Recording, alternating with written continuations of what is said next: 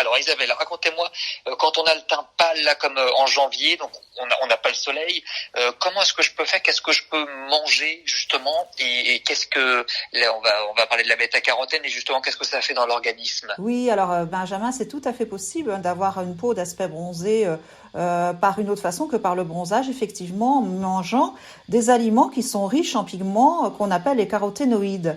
Alors, il n'y a pas que le bêta-carotène, hein. Dans les caroténoïdes, il y a bien sûr le bêta-carotène avec toute une famille de pigments orange. Mais il faut savoir aussi qu'il y a des pigments rouges et jaunes qui sont intéressants, notamment le lycopène. Pour les pigments rouges, la lutéine et les xanthines. Et toutes ces familles de pigments, on les retrouve dans certains types, évidemment, de végétaux. Alors, par exemple, la famille du bêta-carotène, vous avez évidemment la carotte. La carotte, patate douce, abricot, mangue et melon dans une moindre mesure, mais qui sont quand même très intéressants pour vous donner une bonne mine. Alors moi j'ai un petit chouchou pour la carotte. C'est quand même, moi je conseille quand même à mes patients de prendre plutôt du jus de carotte parce que c'est quand même, il y a autant de carotène que dans la carotte et ça permet quand même d'en incorporer quand même pas mal, d'en absorber pas mal. À savoir que le bêta-carotène est plutôt intéressant quand il est cru et non quand il est cuit. Au contraire du lycopène dans la tomate qui est plus intéressant quand il est cuit. Donc je m'explique, prenez plutôt du jus de carotte tous les jours et je vous assure qu'au bout de 10 à 15 jours, vous allez avoir une super mine.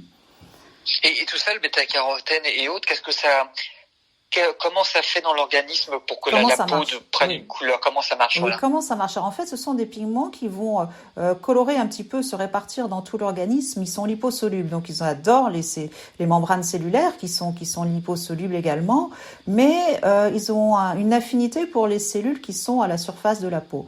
Ils ont 10 fois plus de concentration, ils vont se mettre 10 fois plus à la surface de la peau dans des cellules qu'on appelle les chromatophores et qui vous assurent une pigmentation.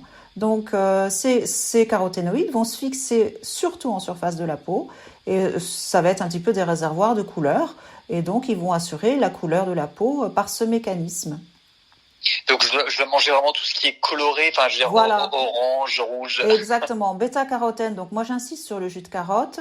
Lycopène sur les tomates. Alors les tomates, c'est mieux de les faire cuire parce que le lycopène s'absorbe mieux lorsqu'il est cuit. Donc cuisez aussi, faites des sauces tomates. Sauce tomate avec de l'huile parce que l'huile est un corps gras qui facilite l'absorption des caroténoïdes.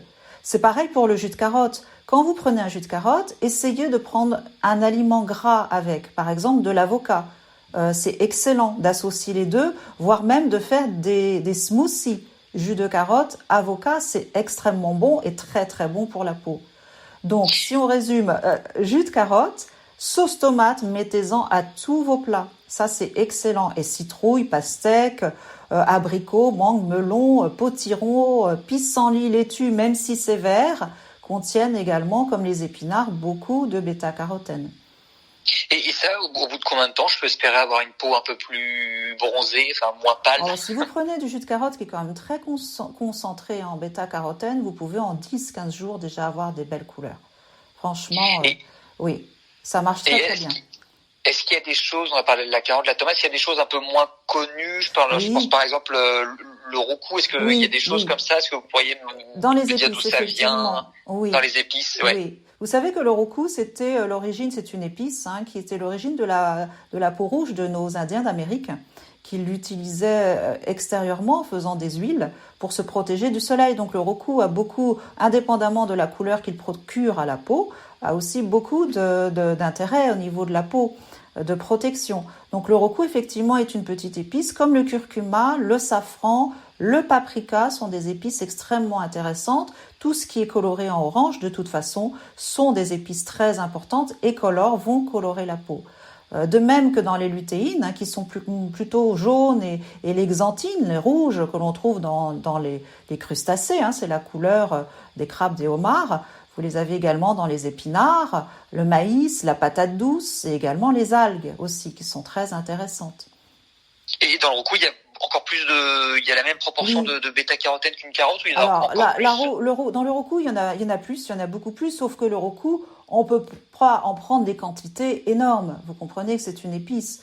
Autant le jus de carotte, vous allez pouvoir en prendre 1 ou 2 verres parce que c'est vraiment délicieux, mais vous n'allez pas pouvoir ingérer un verre de roucou. Donc le roucou, comme une épice, va se saupoudrer sur les mets. Donc il faut mieux associer les deux, moi je trouve. Et on peut le saupoudrer sur quoi, par exemple Vous pouvez surtout faire des sauces à l'huile, dans les vinaigrettes, vous pouvez les mettre dans les salades d'épinards, c'est extrêmement bien, ou même dans les soupes de citrouille, potiron, qui sont elles-mêmes très riches en bêta-carotène, vous pouvez mettre du roucou, comme du curcuma ou du safran, ce sont des épices très agréables, qui ont plein de vertus différentes en plus, autres que de colorer la peau.